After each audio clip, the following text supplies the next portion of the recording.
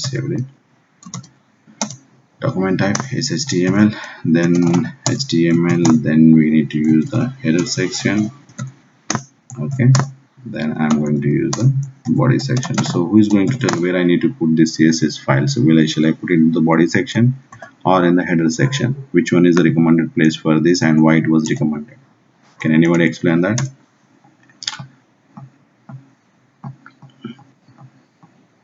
Like, is it, if I define in the body, will this work or it won't work? Do I need to keep into the header section?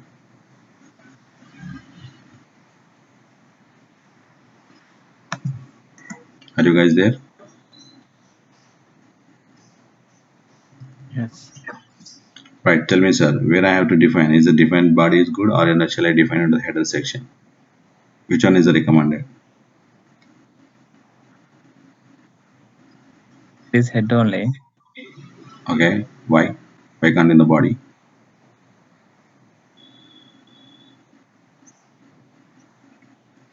See why I'm coming this approach, when I'm giving my experience. So let me give my some kind of an experience. So when I was attending Amazon interview, so I was, I'm in the coding test, right? So I'm writing the coding. So they were giving some design approaches. So they asked me to write some designs. Hey, so Santosh, could you please do this design? So I just want to see your designing skills, how you are understanding your integration with the CSS and HTML. See, basically CSS and HTML looks pretty much easy. The people will think that, hey, this is very easy, we can do very quickly. But until unless you will get an overlapping issue in the production, you will come to know power of CSS and HTML, right? So when I am in Amazon interview, so the people was looking at me how I am doing it. So I put some information on the body, and other guy was asking me, hey, why you are putting in the body? Why can't you put in the header section?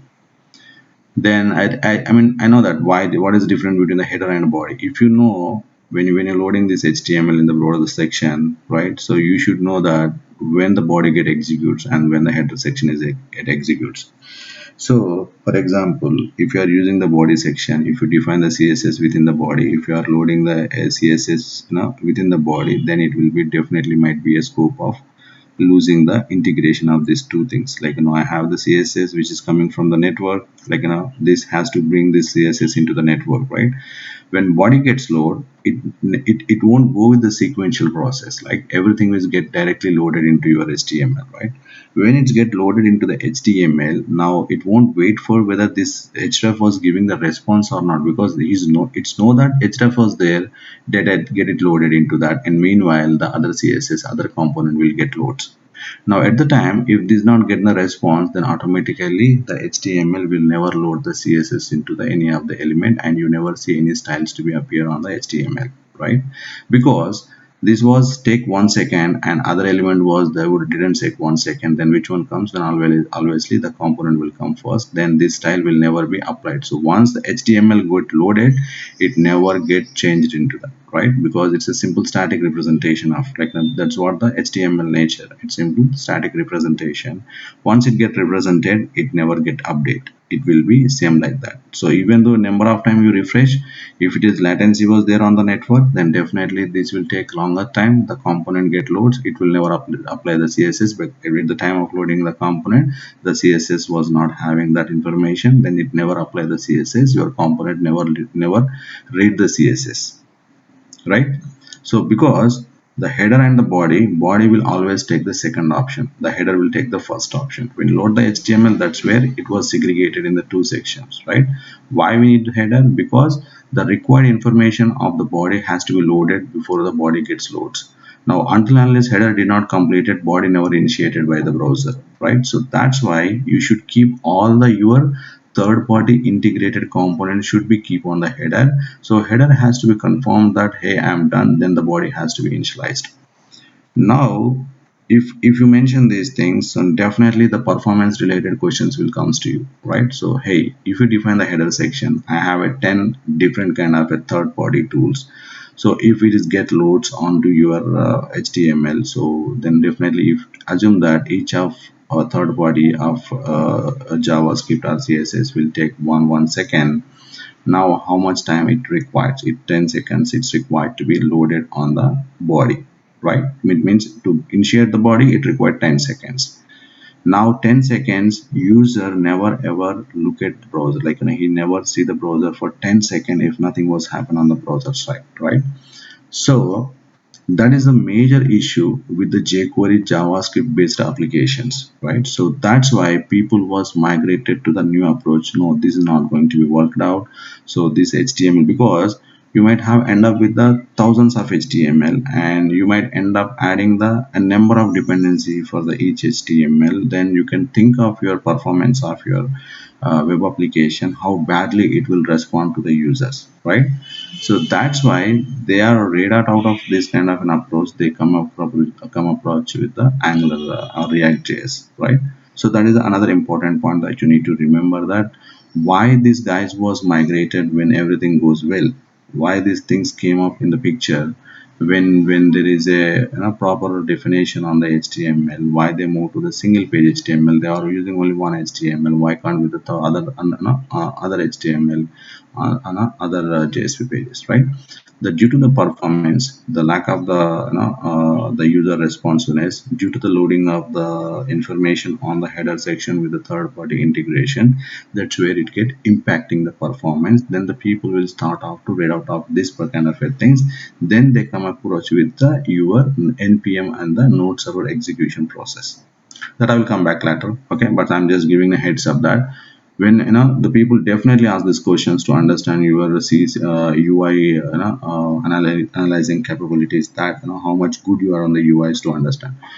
Remember one point, that as per my experience, people never ask you about the development related question. They will just ask about you the informational on the development, but the most on the use cases and the understanding of the developer about the technical stack is most important on the interview. If you're having the such kind of a knowledge, you will crack any of the interview. Trust me, right? So I hope you understood, right, why we need to define this information on the header section, right? So why can't we in the body section? Because both are can be load the information, but header will always recommended, and that is the best practice that we need to do to make sure that before using any of the information of this particular libraries, that has to be loaded before execute the body. Okay, so I hope everyone get the point. If not, let me know, guys. Right, so I'm removing some of the information, right? So I mean, sorry, I didn't explain you why I'm removing this information, right? So basically this is the integrity, like they are giving a hash code value that you are using a proper CDNA pattern. So that's why the integrity of this hash code is mandatory. So whenever you go and copy, this is required for that. And the cross origin is basically what happened. So you are not executing this bootstrap on the server mode, okay, or in the microservices architecture. So basically the cross origin is enabling a mechanism to communicating with the server, giving an appropriate access to the server to get load this CSS into the browser section.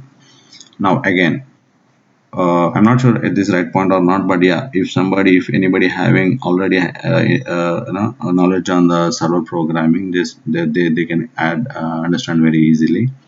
So when your client and services is working, don't think that your HTML page was to load it on the clients, right? Basically it has to be uploaded on the server, and you have to give a URL request to the server to load the HTML on the browser, right? So this will come with the client and architectural understanding.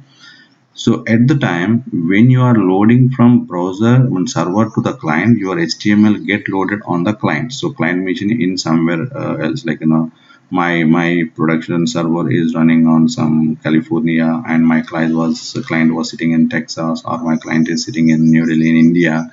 Now if I request for an HTML, so what they does is the CSS has to be come to the client location, the client software, and the HTML has to come to the client software. Now those will be loaded from the server to the client machines, like now in your browser. That's where you are seeing the source code of CSS HTML on the browser source section, right?